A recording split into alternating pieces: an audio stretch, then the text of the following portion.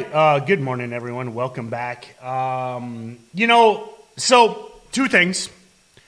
As always, I like to say I may be old, slow, and dangerous behind the wheel of an automobile, but one of the things I pride myself in is being consistent, whether that be on facts or opinions. And my opinion remains on CEI. Okay, I stand by everything I have said post the Kerrisdale Capital hit piece. Nothing but respect for the boys over at Kerrisdale. I've met them. I respect them greatly. And I always try and keep it PG rated here on Pre-Market Prep, but you can see in the show notes, you can't make this shit up. I did not realize the number of idiots that are trying to hold CEI like all the way back to 30 cents. Okay. There's a difference between, shorting into the third red day, the fourth red day, as we've discussed. Then you get the hit piece. The hit piece is just, that's the gift horse. That's the gift that keeps on giving. So there is your high probability short setup. And everyone that took that, well done. From the very beginning, I said, from early September, I'm like, this is a pump. Day trade it. It will end badly. For, if you try and swing trade, if you, but evidently the dumbest people on Twitter, which are always Twitter short sellers, they think they think they're going to hold this thing all the way back to 30 cents. So that being said, take advantage. I mean, remember what we're trying to do is find an informational advantage. We're trying to find an edge. And we're trying to exploit that edge. And again, every pre-market prep is recorded. Every pre-market prep is saved. They're all there. Easiest to go back on YouTube. Feel free. I'm not deleting anything. I stand by my opinions. And everything I said remains. But it's Friday. This thing squeezed all day yesterday. It's traded 66 million shares in pre-market. And you got the dumbest people in the universe. The dumbest people. There are single cell organisms with more brain cells than these guys. But take advantage of it. So that being said, you want your number one Friday squeeze? I give you CEI. Now, as always, please only day trade this. Please have realistic goals and expectations. If it goes against you, if it goes against you, let's say you're trading a dip and rip, you're buying a 250 break and you're risking VWAP. So you're buying 250, you're risking 225. That's your plan. If this thing goes to 225, you take your stop and you move on. But I got my number one watch, baby. So, and it's just incredible. This stuff I used to be shocked by this stuff in 2016. It's almost 2022. How can you fail to adapt in 7 years? But hey, the dinosaurs failed to adapt and they got wiped from the face of the earth. So anyway, there's your number one. Walleye Gill says, what do you think about AEHR over the pre-market high? Let me take a look, Walleye Gill. Not the best volume. This was a recent runner. Remember this? Oh, geez. AEHR is back. Speaking of nothing dies. Wow. I didn't realize the AEHR was back. Nothing dies. I'm gonna sing you the post-2020 song, and that is, I don't care how crappy these stocks are. Nothing fades, and they all come back.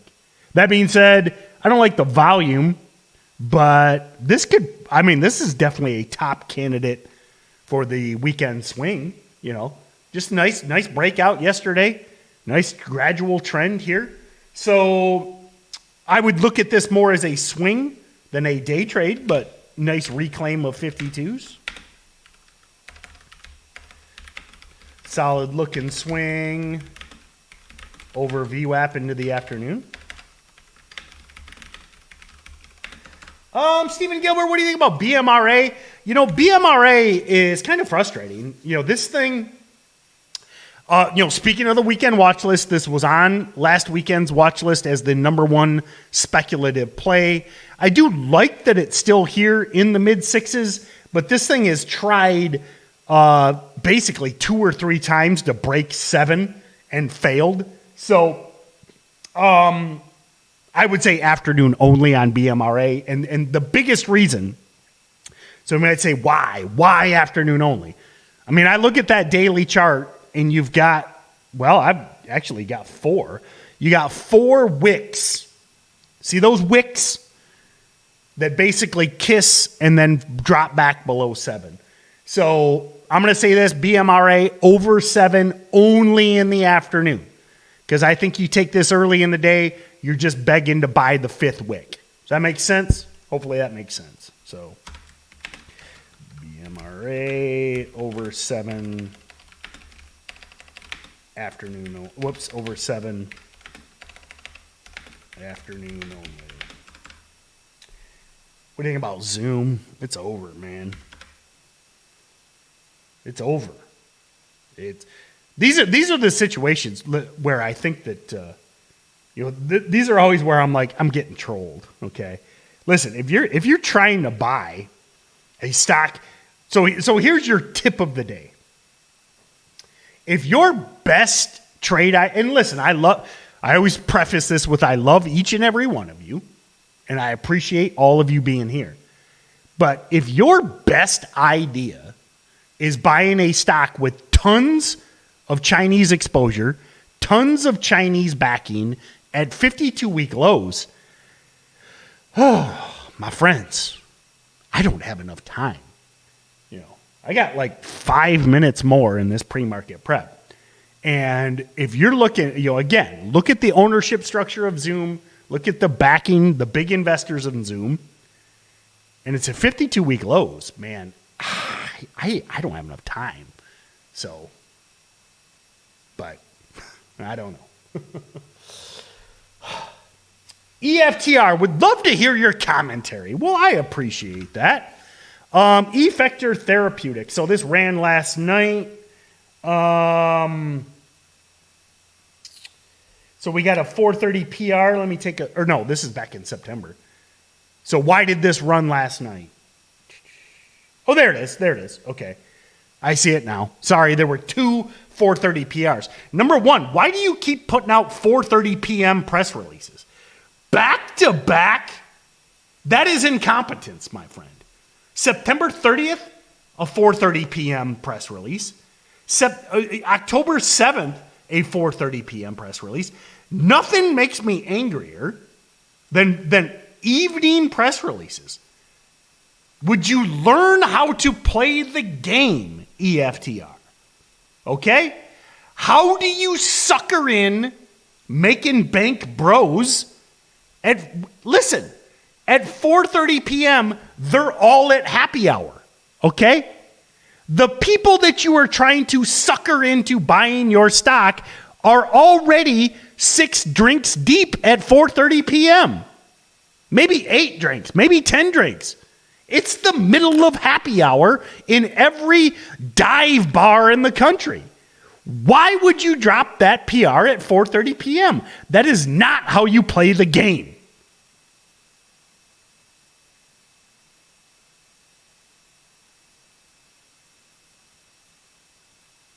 I guess it's a cancer PR. I mean, I guess.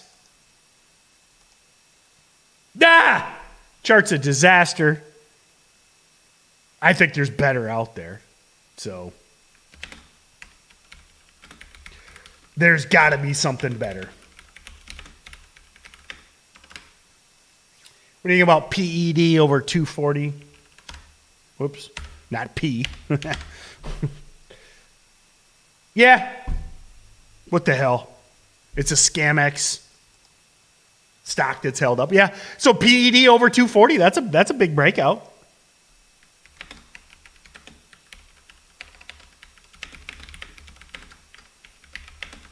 All right, one more. Grom. Let's finish on Grom. Veronica. Thank you, Veronica. What do you think about Grom? So let me take a look. This was the number one yesterday. Please be holding up, Grom. Ooh. Hey, man, anything's possible if this gets back to 6. So remember, these aren't dip buys.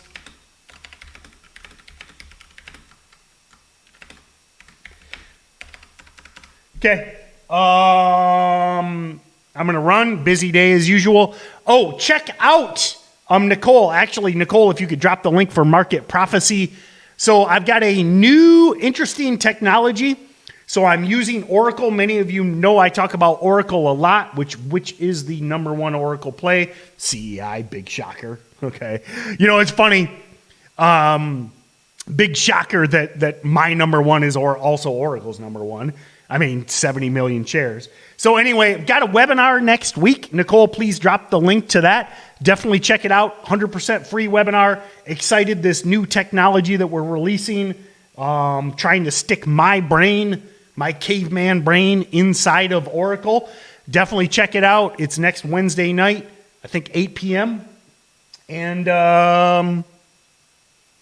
until CEI dies, there is an edge. There is an edge. And at any point that this breaks a high a day, set your risk, stick to your plan, don't overstay, and never, ever, ever never underestimate the ability of humans to screw things up. But it gives us an edge, man. It gives us an edge.